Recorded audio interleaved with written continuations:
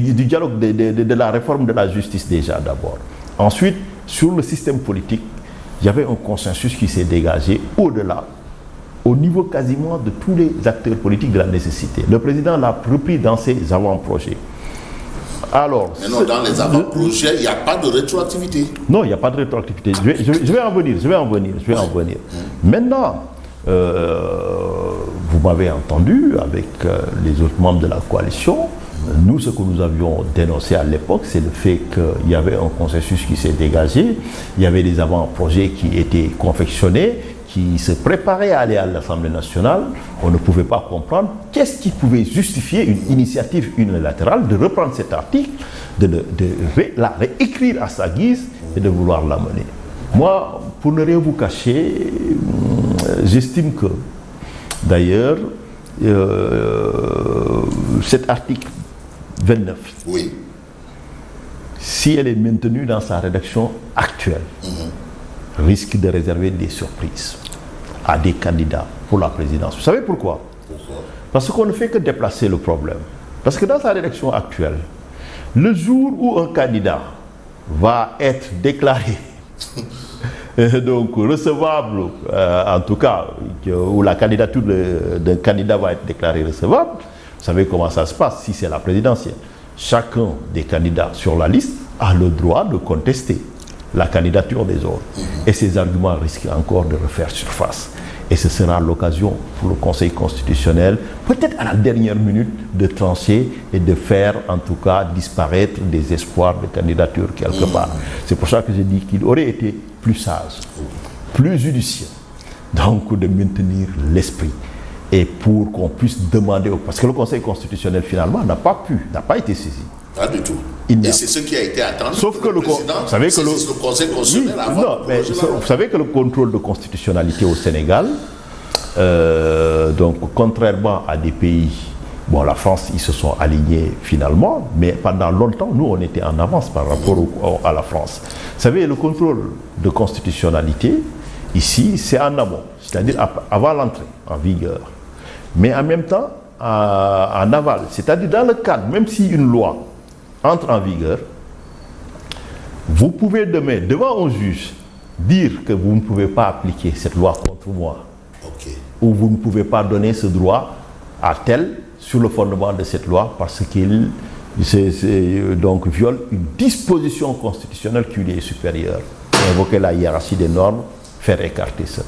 Ça, c'est pour vous dire que, oui. Moi je pense que, vous savez, le président le rappelle très souvent, c'est normal qu'il y ait des chocs au niveau des ambitions. C'est légitime, parce que c'est humain que les gens aient de l'ambition. Il faut l'accepter, c'est le jeu démocratique. C'est normal qu'on ait de l'adversité, parce que c'est le moteur de la démocratie. Parce que la démocratie postule par définition la pluralité, oui, la divergence d'opinion, de conception, de vision. Donc c'est normal. Mais il faut que tout cela s'exprime dans le cadre des règles constitutionnelles et démocratiques. Ça veut dire qu'il faut qu'on ait une culture démocratique. Une culture démocratique dépasse les règles et les institutions. C'est la manière dont on se représente son adversaire. C'est ce qu'on s'interdit, oui, de faire à son adversaire. Comme disait l'archevêque de Canterbury, même contre le diable, je ne me battrai qu'avec la loi.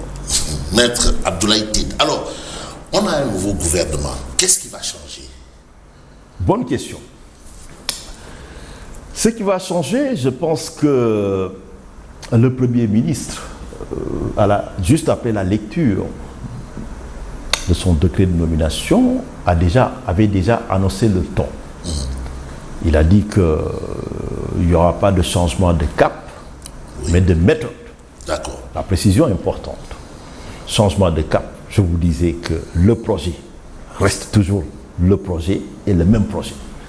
C'est-à-dire l'objectif de transformation de la société d'ici l'horizon 2050. Mais c'est lointain, c'est un horizon lointain. C'est pour ça que, entre-temps, il y a des urgences qui ne peuvent pas attendre, oui, en matière de santé, en matière d'éducation, en matière d'accès aux services de base, eau, électricité, ainsi de suite. C'est pour ça qu'il y avait ce plan pour gérer les urgences. Vous avez entendu parler de plusieurs plans. Mais il y a eu le plan de redressement économique oui, et social. Oui, c'est ce que je dis, presse. Oui. Déjà, ensuite le redressement. Et ensuite, la transformation qui va arriver.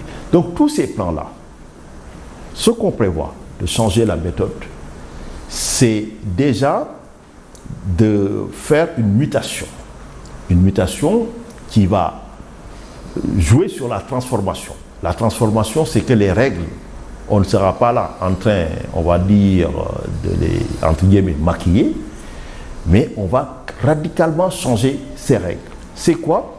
C'est insuffler cette dimension de déficience opérationnelle. Déficience opérationnelle. Déficience opérationnelle. C'est-à-dire, lorsque l'on va dépenser un centime du contribuable sénégalais, on n'est plus focus dans le nombre de milliards qu'on a dépensés, mais sur l'impact social, c'est-à-dire quel résultat. Je vous parlais de la nécessité d'évaluer les ministres entre deux conseils, mais surtout, il est même prévu dans cette nouvelle méthodologie d'évaluer déjà les programmes en cours, presse et autres, quelque part, pour il faut voir. évaluer le presse, hein, parce qu'aujourd'hui, pour voir. Le presse, certains parlent de programme de redressement, mais d'autres pas de régression. Ouais. Ce qui va changer aussi, c'est qu'on est dans cette culture, encore une fois, comme je le disais, du résultat. C'est-à-dire, quel est le résultat à temps? On n'est pas là à dire qu'il y avait tel problème, on a dépensé tant de milliards. Mais quel est le résultat? Mais encore qu'il faut, il faut trouver de l'argent, rétablir la confiance avec le FMI. Je vais y revenir pour terminer. Oui, ce qui va changer aussi, c'est qu'on n'est plus dans cette logique de cloisonnement. Parce que ces 2 dernières années, on a eu beaucoup de cloisonnement. Le Premier ministre l'a dit, c'est le décloisonnement et développer l'interministérialité. Et l'interministérialité, d'ailleurs, c'est ce qui justifie la nécessité pour le président de pouvoir faire des évaluations intermédiaires entre 2 conseils de ministres et pour voir qui doit se rapprocher de qui quelque part. La primature en tant que telle va changer. La primature ne sera plus un Slack qui enregistre qu'est-ce qu'a fait tel ou tel Premier ministre, mais ce sera une sorte de QG opérationnel pour coordonner à temps réel les urgences et impulser les dynamiques quelque part. Donc cette interministérialité va permettre effectivement aux ministres en permanence d'échanger des informations, des positions, et surtout ça permet d'avoir une continuité de l'action quelque part. Donc ce qui va changer aussi concrètement, c'est qu'on n'est plus focus, on est en tout cas davantage focus sur la satisfaction de ces besoins de base des Sénégalais. Mais ça n'a pas été le cas auparavant, non? En tout cas, dans le cadre de la coordination de l'action gouvernementale, les évaluations ont montré la nécessité de changer cette méthodologie. Parce que les changements de paradigme que je viens de rappeler vont conduire inexorablement les ministres en exercice à plus de responsabilités.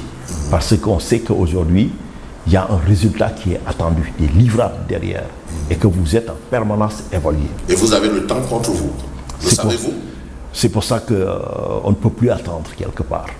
Et vous pensez que vous n'avez pas l'impression d'avoir perdu du temps? Non, on n'a pas le sentiment. Comme on dit, 2 ans, si vous êtes obligé de tout recommencer là. On n'est pas obligé de tout recommencer. Il y a des fondamentaux qui ont été faits. Oui, mais le décloisonnement. Oui, non, mais vous savez, dans la vie, on ne peut pas tout réussir d'un coup quelque part. On ne peut pas tout réussir, c'est un work in progress. Vous savez, un État, c'est comme un bâtiment. Quand vous venez d'arriver au pouvoir, vous faites un état des lieux. Et si vous voulez construire un building, il faut que les fondations soient solides. D'accord. Et les fondations, c'était quoi? C'était les institutions. Tous les problèmes qu'on a eus ici, c'était déjà les problèmes de justice, de procès. On s'est mis mais qui n'ont rien donné. Oui, mais le président... Qui n'ont rien donné. Oui, mais qui ça va aboutir. Mais non, mais tous ceux qui ont été convoqués finalement sont rentrés ont été quasi relaxés. Ah non, je parle pas de la reddition des comptes. Voilà. Je parle de la réforme de la justice. De la justice, ok, d'accord. Les assises qu'on a fait, les documents. Je parlais de la reddition des comptes. On pourra y revenir. Je parle de la reddition des comptes qui a vraiment fait perdre beaucoup de temps. On pourra y revenir. Oui. On pourra y revenir par rapport à la reddition des comptes. Et ensuite, aussi, le deuxième dialogue, c'était consacré à la réforme des